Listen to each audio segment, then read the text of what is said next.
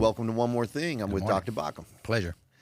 Well, we had our open house yesterday, and in true fashion, we stuck to our values, which we do every Sunday, but we teach about different things. But we taught on the values. How did those values evolve? You and I had a brief conversation, but the values evolved through Suncoast, and they landed on these three core values. How did those come about? You know, we first started Suncoast 27 years ago.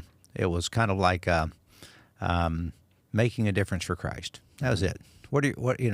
Three C's: casual, contemporary, Christ-centered, making a difference for Christ. That's all we said. And of course, we used to have some statements of faith, on the website and things like that, just generic things that cut and copied from anywhere, put on there. As it evolved, the younger leadership, Ryan and Alex and Mike, were really excited about, let's look at these again. And we always try to say, you need to say what you're about in one statement. So, at one time we evolved to helping people take the next step on their journey with Christ. That was our goal. And that's admirable. That's good. And then we hit some other values, and the team created them. They came back, Ryan, Alex, and Mike, they came back with like 8 or 9 values, And we are orange, which means, we're all collectively the same color. Your favorite color may be blue, someone else may be red, but when you come in this building, our goal is to really help people find Christ and, experience that connection with God. So you put on that jersey. So even if you like, red, blue, or whatever, here you're team orange. Yep. Whether you like hymns, we're not doing hymns, but if you come in here, you got to put our jersey on because we're going to do contemporary music. Right. So it's a unifying type thing. One of the other values are we're Ruth Chris, not Royal Corral. Not Golden Corral.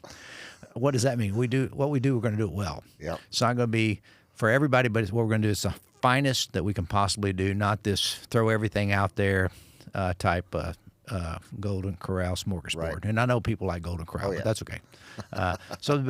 So we went through those for a while, and then I think that in the evolution of the next thing, it was kind of like, well, let's simplify those. They're too complicated. People, if you can't say your values, Yep. we need to keep them simple. So we worked hard, and I was talking to Mitch Burks one day about this, and he and I came up with the, we're a hospital, not a courtroom. And we thought that's who we are because we accept everyone. Yep. And then the second one, we meandered around for a while about that and had some other involvement, helping people take responsibility for their life. We thought that was a good value. And then and I think Ryan Baucom helped us with that too. Yep. But the third one was everyone brings something to the table. As a community, we talked about that yesterday. Yep. It's just helping us. But those are 3 simple values. Hey, we're all accepting. We're a hospital, not a courtroom, helping people. And really, for me, it's just quit blaming God. Yeah. For all the decisions you made to put you in the position you're in, quit blaming God. That's right. You chose all this stuff, and you want to complain about it. Yep. Not that there aren't some legitimate complaints in life. Right. But most of our complaints, we did them. That's right. So take responsibility, correct your life, and God will help you. But giving back, it's not all about you. I love to tell the story about it. A guy said, he said, I realized that I make huge income, and I spend all my money on my toys and myself. And when one of my family members needs help, I can't even help them at all. So they send them to the church to give help. And wouldn't it be great to say, I'm going to live on a lesser amount and save a little. And when people in my family come to me and say, hey, look, I'm in a hard spot, at least I have the provision. Or if I get in an emergency state, I can help them and help myself. Yep. But I spend all my stuff on all my income on me, and I have nothing for others. Yeah. Is a very self-centered way to live your life. So I think there should be something more that was said about that. That's awesome. Anyway, so we all bring something to the table. Some people it's money, other people it's greeting, children's ministry, Youth ministry, et cetera, music. I do think it's always important that we try to put a round peg in a round hole and a square peg in a square hole. That's exactly. If you hate kids, stay out of children's ministry. don't go to children's ministry. That's right. And if you're a social butterfly, maybe your greeting is what you want to do. Yep. If you're a mechanic and you want to do it, then go to the oil change. Or, there's a place to work around here outside if you want to just give back in some fashion. So we try to give a lot of acceptance to people where they are and help them as they take their next step on their journey. See all these other values, making a difference for Christ. It's all the same. That's right. But we've become more articulate at what we want, and I think that's helpful. I think one of the most interesting questions I've been asked since I've been here 3.5 years was, and it's happened a couple of times, and I think this is a wonderful problem to have because it's reflected in our values. People ask, how do I give? Yeah. How do I give? I want to give. I want to give financially to the church. How do I do that? And for me, I go, well, I think we have some boxes in the back, but I'm not sure. Let me go ask Kevin. Because we don't pass a plate. We don't spend 30 minutes taking up an offering like many, many churches do. And at times, it's almost bewildering to try to find, how do I give? But yet, here we are, functioning, growing. And what led to that? I mean, what was the heart behind? Because that's many people's turnoff in church, is they just want my money. But yet, that's not, we don't even ask for it. No, and it's probably an overreaction to the televangelist. Just send me $50 and put your hands on the screen, and I'll pray for you to be healed. I think that, or one of the guys says, I need a second jet. God has revealed to me that I need a second jet, and I go, come on. At Suncoast, we're 27 years old.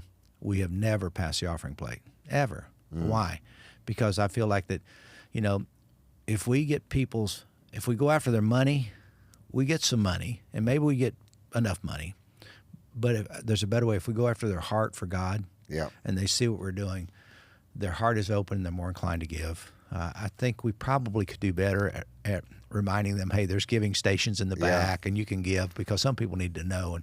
And as soon as we remind it, our income, our giving goes up 25%, just with one reminder. Because sometimes people, I had one guy say, I haven't given all year. And he writes a good check and puts it in the box. And but some give electronically. Some that we used to promote, and we've not done this as well. Go to our website. You can give online. You can have it automatically taken out of your bank account, or a complete draft every month.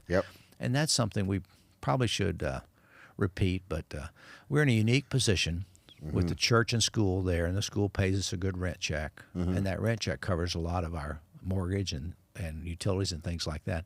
And that really helps us not have as much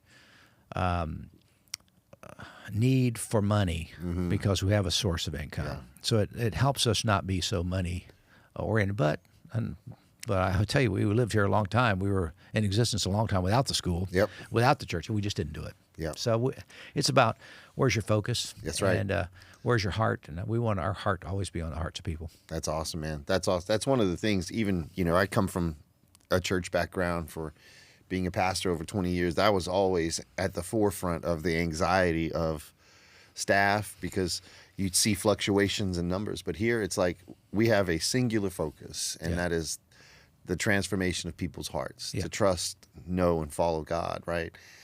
And I got to tell you, man, it's brilliant to see, and it's amazing to watch these values unfold while they're 3 values, they sort of unfold in an amalgam of different ways in the community. So I'm very proud to be here, man. You are a leader who is worth following. And it's because we know your heart and the direction that you're taking us, and the proof is always in the pudding, man. So I'm very honored to be here. Yeah, it's my privilege. It's my privilege. We do it all for God. That's right. So, and for the old theologian years ago, her name was Mildred Wynkoop. I remember being in seminary, one of the classes, and she looked out and she said, "God needs us." And I remember thinking, God doesn't need us. And then she explained, we are the hands and feet of God. He put His Spirit within us so that we can do God's work in the world. And we are the hands and feet of God. We are the answer to many people's prayers. Let's just be it. And that has never lost its way. It's always stayed in my heart as a central theme. Hey, God needs us, and I need to step up and be what God needs me to be. That's awesome, man. And at Suncoast, that's what we're trying to do. That's amazing. But it's a wonderful thing. And let me tell you for a minute. We sat on stage together. I don't know anyone I could sit on stage with that I appreciate any more than sitting there with you. You're very articulate. You ask the right questions. You're insightful, clever, intelligent. All those things come together, but just a great vibe. And the people are responding positively to 2 guys on stage. Now, once in a while, we'll go back to one, and that'll be good too. It's always good. But we just we're kind of in a we don't have a good or bad. It's a good or good. That's right. It's always good. But thank you for helping us and our team. You make us better. Oh, I appreciate it, man. So this week is, well, the next 3 weeks I'll be alone. It's going to feel lonely up I there know. without you. But we start AI, and it's a series you and I have talked about, and I'm excited. I'm nervous at the same time because we're gonna, while leading people toward transformation, we're also going to dispel some myths and reimagine these ideas about Adam and Eve and what that story means for us in the modern time. Like, what does it mean to trade like authentic wisdom? The Bible says so much about wisdom, Right. versus just intelligence. Right. What does it mean to have intimacy with God as opposed to, well, this artificial intimacy that's conjured up through church requirements or whatever, doctrine, systems, institutions. And then, of course, our whole identity. What does that mean to have that identity that God lives within me? I'm a child of God. Right. And so all of these things, man, I'm nervous to preach this series, but I'm also really, really excited because I think this is going to be very, not just informative, but transformative for people. So I'm looking forward to it. It'll be great. Awesome. Thanks, Dr. Baucom. Pleasure.